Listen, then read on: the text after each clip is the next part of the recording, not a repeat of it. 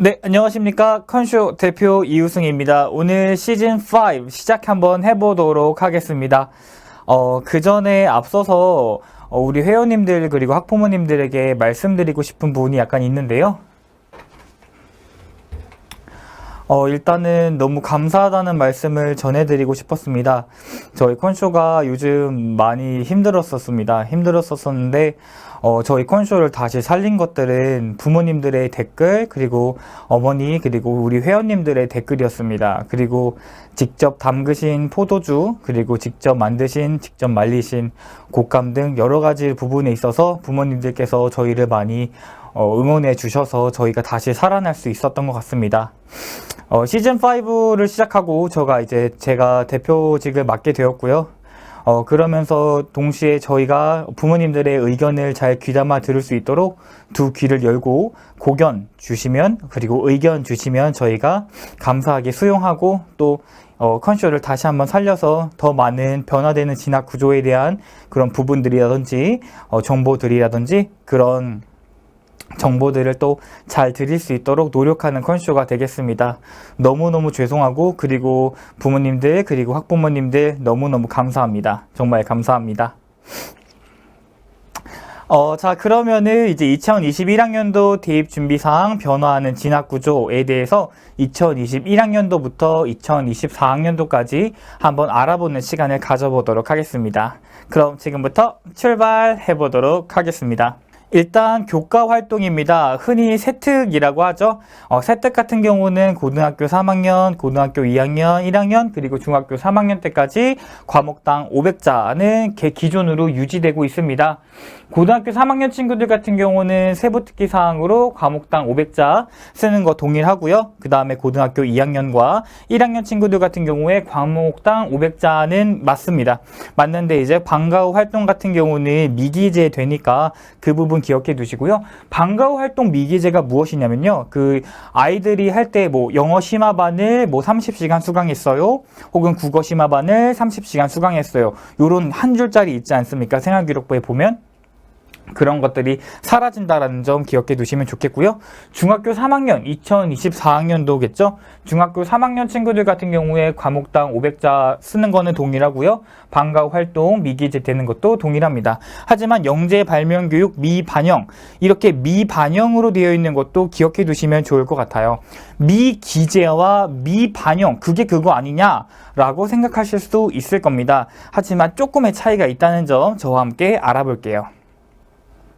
일단 미기재란 학생부에 아예 없어지는 겁니다. 그래서 하지 않아도 되는 활동, 그리고 학교에서도 안 해주는 게 되겠죠. 그래서 학생부에서 아예 미기재가 되니까 하지 않으셔도 됩니다. 하지만 미반영이란 우리 아이가 이제 혹은 어머니들께서 나이스에서 막 들어가 보시지 않습니까? 나이스에 들어가면 학생부가 보이실 겁니다. 그 학생부에는 기재는 됩니다. 기재는 되는데 대입 이제 대학교로 전송했을 시에는 그게 반영이 되지 않는다는 거예요. 학교로 보냈을 때는 이제 보여지지가 않는다라는 말이 되겠죠. 그래서 학교에서 이제 어떤 활동을 선생님들께서 말씀해 주실 거예요. 자, 오늘 이거 할 거고 저거 할 거니까 너네들 이거 해봐 이러는데 학생이 선생님 그거 미반영이잖아요. 안 할 거예요 라고 한다면, 물론 대입 자료는 미전송되니까 안 하는 게 맞긴 하나 그 모습을 보는 선생님들은 어떤 감정을 가질까요? 선생님들도 인간일 텐데 어떤 감정을 가질까요?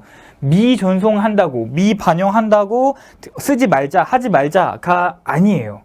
이러한 행동들도 다 자신의 진로를 향해서 나아가는 방향성 중에 일부분일 테니까 이런 활동들을 안 하기는 조금 그렇고 해서 우리 선생님들에게 좋은 모습을 보여주는 것, 우리 아이가 자신의 진로를 향해서 힘차게 발돋움할 수 있는 기회라는 것 기억해 두시고요. 분명히 담임 선생님과 담당 선생님들에게도 영향을 미칠 것으로 판단됩니다. 그래서 앞으로 미기재는 안 해도 되나 미반영 부분에 있어서는 우리 아이가 자신의 꿈과 진로를 향해서 발전해가는 모습을 도와줄 수 있는 부분이라고 생각하시면 될 것 같고, 그 모습을 보고 담임 선생님과 담당 선생님께서는 분명히 행동 특성이나 아니면 자율활동 부분에서 좋은 모습을 보여주실 것으로 판단됩니다. 마찬가지로 종합 의견입니다. 종합 의견 같은 경우는 그 뒤에 맨 마지막에 행동 특성이라고 생각하시면 좋을 것 같습니다. 종합 의견은 담임 선생님께서 1년에 500자씩을 아마 써주실 겁니다. 1년에 500자씩이지만 고등학교 1학년 선생님과 고등학교 2학년 선생님과 고등학교 3학년 담임 선생님은 다 다를 수 있지만 우리 아이를 바라보는 모습은 모두 다 동일해야 하며 학년별로 발전하는 가능성이라든지 아니면 인성적인 측면이라든지 어떤 능력에 있어서 우리 아이들을 바라보는 입장은 동일해야 된다는 게 저희 컨쇼 입장이라고 생각하시면 좋을 것 같습니다. 자율활동도 마찬가지입니다. 1년에 500자를 담임 선생님께서 쓰여주고 있는데요. 결과보다는 과정 중심의 능력을 서술해 주시는 게 매우 중요하고요. 개별적인 행동과 개별적인 행동 특성에 대해서 서술해 주시면 매우 좋습니다. 이거 했어요, 저거 했어요, 요거 했어요, 요거 했어요가 아니라 우리 아이가 이런 활동을 했습니다. 그 활동 속에서 어떤 능력을 가지고 어떤 위치에 있었고 그런 활동들을 통해서 우리 아이가 어떤 걸 얻었을지를 잘 적어주시면 됩니다. 근데 자율활동 시간에 학교에서 이러실 수도 있습니다. 자율활동 시간에 만약에 어떤 활동을 했는데 그 활동 이외의 것을 안 써주시는 선생님들도 계세요. 근데 그런 부분에 있어서는 제가 자율활동 2015 개정교육안 법령을 가지고 왔습니다. 여기 보시게 되면은 자율활동의 특기사항은 활동에 대한 결과보다 활동 과정에서 드러나는 개별적인 행동 특성을 쓰래요. 개별적인 행동 특성을 쓰라는 말은 우리 아이가 만약에 고등학교 때 장애인 교육을 받았습니다. 장애인 이해 교육을 받았으면은 그 교육에 대해서 만약에 교육과라든지 사회복지 분야로 펼쳐나가는 친구들 같은 경우는 그 활동을 통해서 내가 어떤 감정을 가졌고 그 감정을 통해서 내가 어떤 활동을 할 수 있었는가 개별적으로 활동한 것을 담임 선생님한테 제출합니다. 예를 들어서 담임 선생님 저 오늘 이거에 대해서 배웠지만 제가 구체적으로 제 진로를 위해서 이러한 활동 저러한 활동들을 해봤어요. 이거 선생님한테 제출할게요 라고 하면은 담임 선생님께서 너 안 돼. 그건 아니야. 왜냐면 이거 학교에서 안 했으니까 라고 해주시는 선생님들 안 계실 겁니다. 우리 대한민국에 있는 모든 선생님들은 다 훌륭하신 선생님들이기 때문에 이런 활동들을 구체적으로 잘 정리해서 보고서를 짰고 그 보고서를 우리 담임 선생님께 제출한다면 마다할 선생님 없을 거라고 판단됩니다. 그렇게 자율활동 또한 500자 쓸 수 있다는 점. 하지만 뭐 했어 보다는 어떠한 결과를 가지고 와서 우리 아이가 그동안에 어떤 과정을 통해서 했는지를 잘 드러내는 자율활동이 돼야 좋은 자율활동이라고 할 수 있겠습니다. 자, 그 다음 동아리 활동입니다. 동아리는 보통 후배들과 같이 하면 좋겠죠. 왜냐하면 우리 아이가 후배들한테 어떤 활동들을 시키고 그 활동들을 이제 다 포함해가지고 어떤 보고서를 작성하면은 좋으니까요. 고등학교 3학년 친구도 고등학교 2학년, 1학년, 중학교 3학년 친구도 마찬가지로 연간 500자 정도를 쓸 수가 있겠습니다. 하지만 이제 고등학교 3학년 올라가는 친구들이겠죠. 고등학교 3학년 친구 같은 경우는 정규 자율활동도 가능하고 청소년 단체 활동도 가능하고 스포츠 활동도 기재가 가능하고 소논문도 기재가 가능한 부분입니다. 하지만 고등학교 2학년, 1학년으로 올라가시는 친구들 같은 경우는 자율활동을 30자밖에 쓸 수가 없어요. 그래서 자신의 꿈을 위해서 많은 자율활동을 해도 결국 쓰여지는 거는 30자밖에 되지 않으니까 우리 아이는 꼭 하나 혹은 2개 정도만 자율 동아리를 통해서 자신의 진로를 향해 나아가는 모습을 보여준다면 아주 적절할 수 있겠습니다. 너무 많은 활동을 할 필요가 없다는 거죠. 그 시간에 다른 시간에 공부를 하는 게 좋고 내신 성적을 잘 받는 게 좋겠죠. 그리고 소논문 미기재라고 되어 있습니다. 소논문 미기재라고 되어 있지만 보고서로 변해서 이제 보고서를 작성할 수는 있습니다. 솔직히 소논문과 보고서의 그 기준선이 굉장히 애매하긴 합니다. 하지만 소논문 쓰지 말라고 했으니까 저희는 보고서 쓸게요. 네, 그렇게 하시면 좋을 것 같습니다. 그리고 보고서는 교육부에 전화해서 보고서는 쓸 수 있다고 하니까 이 점 또한 기억해 두시면 좋을 것 같습니다. 중학교 3학년 친구들 같은 경우는 자율동아리 미반영입니다. 미반영. 청소년 단체 활동은 미기재고요. 미반영되니까 안 할 거야 가 아니겠죠. 자율 동아리는 자신의 진로를 위해 혹은 꿈을 위해 노력한 동아리 활동 한 가지 정도는 해도 미반영되지만 그 모습을 보시는 담당 선생님이나 담임 선생님들은 굉장히 좋게 보실 수 있겠죠. 소논문 마찬가지로 미기재되지만 보고서 활동을 통해서 추가적으로 활동을 또 할 수 있을 것 같습니다.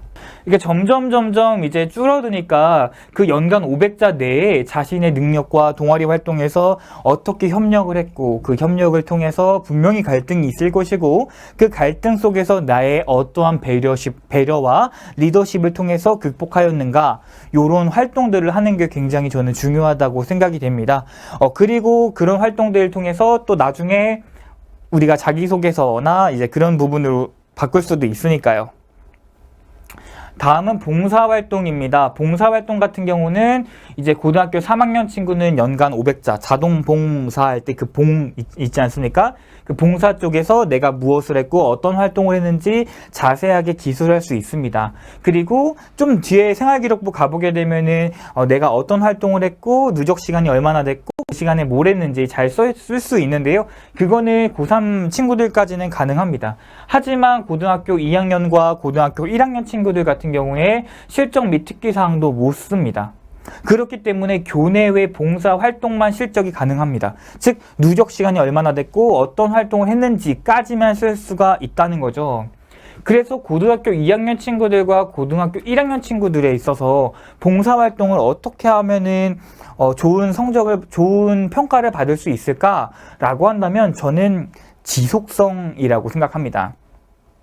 시험 기간이든지 아니면 방학 기간이든지 사계절이 바뀌어도 나는 봉사를 꾸준하게 했어 라는 그런 숫자화된 정형화된 이런 평가를 받을 수는 있을 것 같아요. 그래서 제 생각에는 고등학교 3학년 친구들보다 고등학교 2학년과 고등학교 1학년 친구들은 꾸준하고 지속적인 봉사활동을 통해서 자신의 능력을 어필하는 게 굉장히 중요해질 것 같습니다. 중3 학생 친구 같은 경우는 마찬가지로 실적 및 특기사항 반영되지 않고요. 그리고 개인 봉사 또한 미반영된다고 합니다. 미반영이니까 한 달에 한 번씩 혹은 3주에 한 번씩은 하셔도 괜찮겠죠? 이렇게 하는 활동들은 나중에 담임 선생님한테 혹은 담당 선생님한테 긍정적인 영향을 미칠 테니까요. 그리고 학교 교육 계획 따라 교사가 지도한 실적은 대입에 반영된다고 합니다. 즉 능동적인 학교와 능동적인 교사를 만난다면은 이 부분도 굉장히 중요한 요소로 판단될 수 있을 것 같습니다. 그 다음 진로 활동입니다. 진로 시간에 뭐하니? 라고 물어보면은 대부분 학생들이 테드 영상을 봐요. 계획서를 써요. 이렇게 말을 하는데요. 고등학교 3학년, 고등학교 2학년, 1학년, 그 다음 중학교 3학년 때까지 연간 700자 정도를 쓸 수가 있습니다. 근데 이 3학년은 괜찮은데 2학년은 진로 희망 분야가 미반영됩니다. 즉, 너 뭐가 되고 싶니? 라는 거에 의사요. 왜 되고 싶니? 요런 글들 있지 않습니까? 그 첫 번째 생활기록부 장에 나오는 그런 활동 분야가 미반영된다고 합니다. 미반영된다는 것은 이 연간 700자 안에 이 미반영된 부분을 같이 포함해야 된다는 말이 되겠죠. 그렇기 때문에 연간 700자 안에 얼마나 차곡차곡 쓸 수 있는지 그런 것도 굉장히 중요하게 반영이 될 것이라고 판단됩니다. 중학교 3학년 친구들도 마찬가지입니다. 즉 연간 700자 안에 우리 아이가 진로 희망 분야를 얼마나 적극적으로 얼마나 깊숙이 그리고 얼마나 원하는가에 따라서 이 연간 700자가 평가될 수 있고 평가 안 될 수 있고 이렇게 나눠지게 될 것 같습니다. 그렇기 때문에 연간 700자에 쓸 수 있는 글들은 조금 더 정확하고 세밀하게 잘 작성을 해야 될 것 같다고 저는 생각합니다.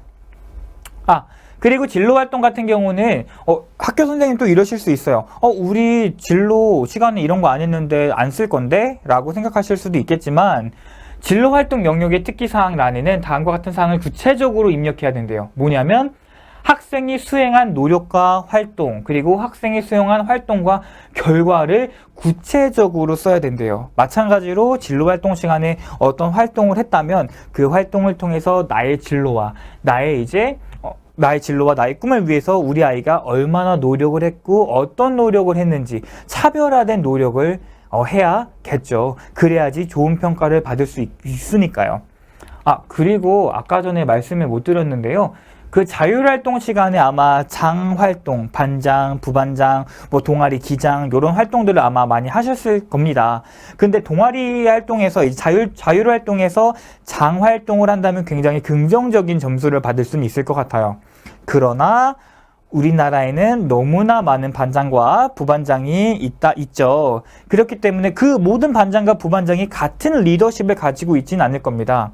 그렇기 때문에 자신만의 리더십으로 어떻게 갈등을 해소했느냐를 판단할 수 있게끔 이 아이의 이제 리더십을 볼 수 있게끔 과정을 잘 쓰셔야 좋을 것 같습니다. 설령 장 활동을 안 했더라도 1인 1역 뭐 이런 거 있지 않습니까? 우리 아이가 어떤 역할을 부여받았고 그 역할 속에서 우리 아이는 어떤 활동을 지속적으로 했는가, 그런 활동을 하면서 어려운 점은 없었는가, 그 어려운 점을 어떻게 극복할 수 있었는가를 자율활동 시간에 잘 적어주시면 비록 1인 1역 그 장 활동을 하지 않더라도 좋은 자율활동을 할 수 있을 것 같고 좋은 평가를 받을 수 있을 것 같습니다. 그 다음 수상 경력입니다. 수상 경력은 지금 이제 막 올라가는 고등학교 3학년 친구들 같은 경우에 모든 교내 수상을 기록은 할 수 있습니다.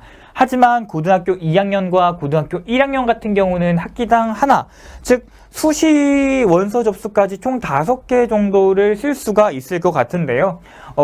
1학년 때는 많은 활동들을 하면 좋습니다. 많은 활동들을 해서 나의 이제 내 진로가 어떻게 될지 모르니까 많은 활동들을 통해서 2학년 때는 그 활동을 조금 더 구체화시키고 3학년 때는 그 마지막 종지부를 찍을 수 있는 상장이 필요합니다. 그렇기 때문에 이 수상 경력을 가지고도 발전 가능성을 우리가 평가받을 수 있을 것 같아요. 예를 들어 이런 겁니다. 어문계열을 가고 싶어하는 친구가 1학년 때 논술 장려상을 받았으면 2학년 때는 논술 우수상을 받았고 3학년 때는 논술 최우수상을 받았던지 이런 식으로 발전의 가능성을 또 보여줄 수 있을 것이고, 혹은 뭐 경험의 다양성 측면에서 논술 대회도 하고 백일장도 하고 국어 뭐 수상 뭐 이런 것도 받을 수 있겠죠. 뭐 시쓰기나 독후감 대회 같은 이런 경우도 수상 경력에 도움이 되니까 기억해 두시면 좋을 것 같고요. 중학교 3학년은 대입 미반영입니다. 대입 미반영이니까 수상 안 해야지, 난 공부만 열심히 할 거야 가 아니라, 이것도 마찬가지로 대입 미반영이지만 우리 아이가 자신의 진로를 위해서 노력했던 활동들을 상장을 받으면 더 좋겠죠. 비록 미반영되지만 그 노력한 결과들은 담당 선생님과 담임 선생님은 알고 계실 테니까요. 네, 그래서 이 미반영과 미기재에 대해서 우리 회원님들과 학부모님들께서 잘 구분하셔서 좀 전략적으로 평가를 받을 수 있게끔 하시면 좋을 것 같아요.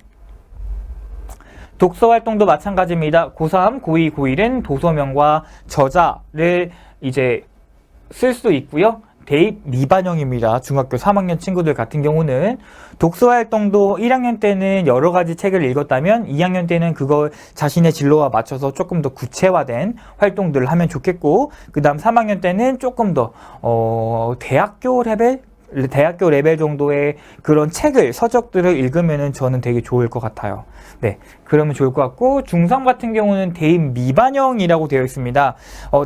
책 읽지 마라가 아니겠죠. 책 읽지 마라가 아니라 책을 읽으면서 우리 아이가 어떤 보고서 작성을 했어요. 혹은 다른 문헌자료 분석 능력을 키웠어요. 이런 식으로 자신만의 능력을 어필할 수 있게끔 독서는 그냥 옵션으로 여러 가지 교과나 뭐 세부 특기 사항에 수행평가를 한다든지 그런 식으로 책을 연결시켜서 하면은 이 친구는 수행평가를 하는데 책을 읽었구나 라고 우리 담임 선생님 그리고 담당 선생님들께서 파악해 주실 수 있을 것 같습니다.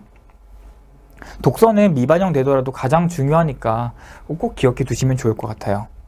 네, 그래서 결론적으로 말씀드리자면은 공통으로 지금 이제 중학교 3학년부터 고등학교 3학년 때까지 교과활동 500자, 자율활동 500자, 종합의견 500자, 동아리활동 500자, 진로활동 700자 가 있다는 것을 기억해 두세요.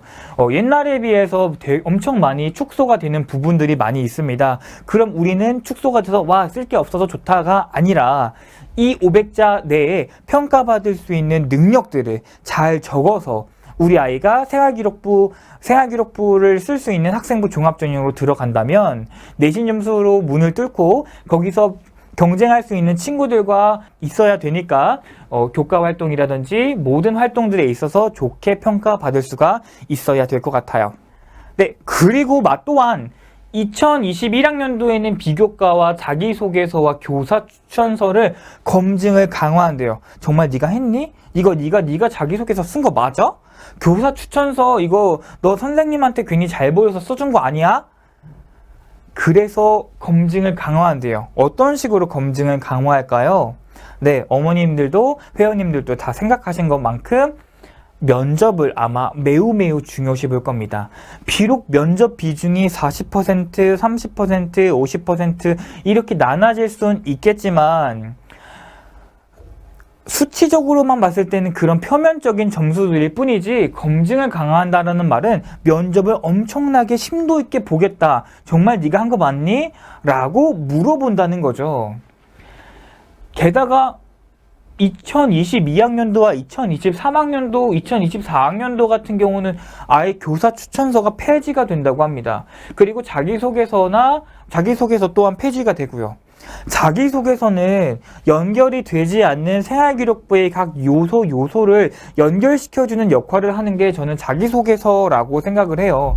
근데 이 자기소개서가 축소되고 없어진다?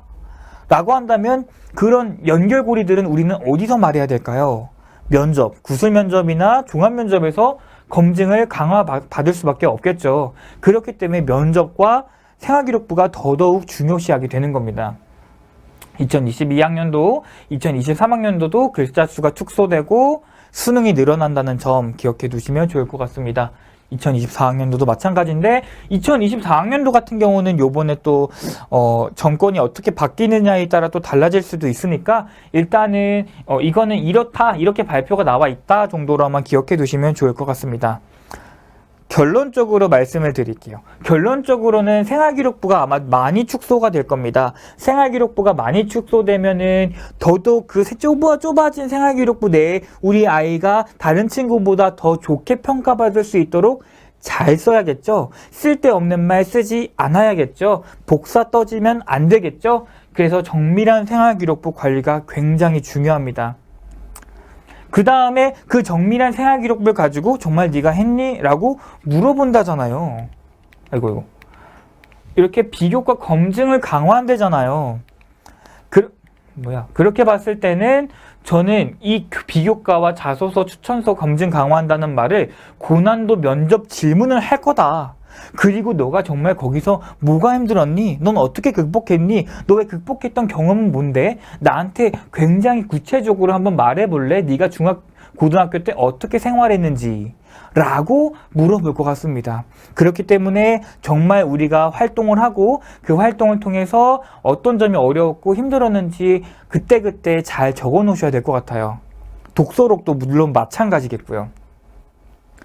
그리고 이거는 제가 그냥 부탁드리는 거예요. 학교를 다니면서 학생들이 선생님들한테 정말 인사를 안 하더라고요. 이제 학원에 오게 되면은 이제 성 안 붙이고 윤식이 이러면서 걔 있잖아. 저는 이제 궁금해서 걔가 누구야? 라고 물어보면은 그 담탱이 있어요, 담임. 이런 식으로 말을 하더라고요. 인사를 정말 어디 강연회를 가더라도 잘 안 하더라고요. 근데 인사는 저는 꼭 했으면 좋겠어요. 어차피 인사를 하는 사람들은 학생이 선생님들한테 인사를 할 거고 인사를 했는데 뭐야 쟤 왜 나한테 인사해? 라고 하는 선생님들 정말 안 계실 거예요. 그래 반갑다 안녕 이렇게 하실 거란 말이에요. 그러니까 인사는 꼭 했으면 좋겠어요. 그냥 선생님 안녕하세요 이런 식으로 좀 웃으면서 하셨으면 좋겠어요.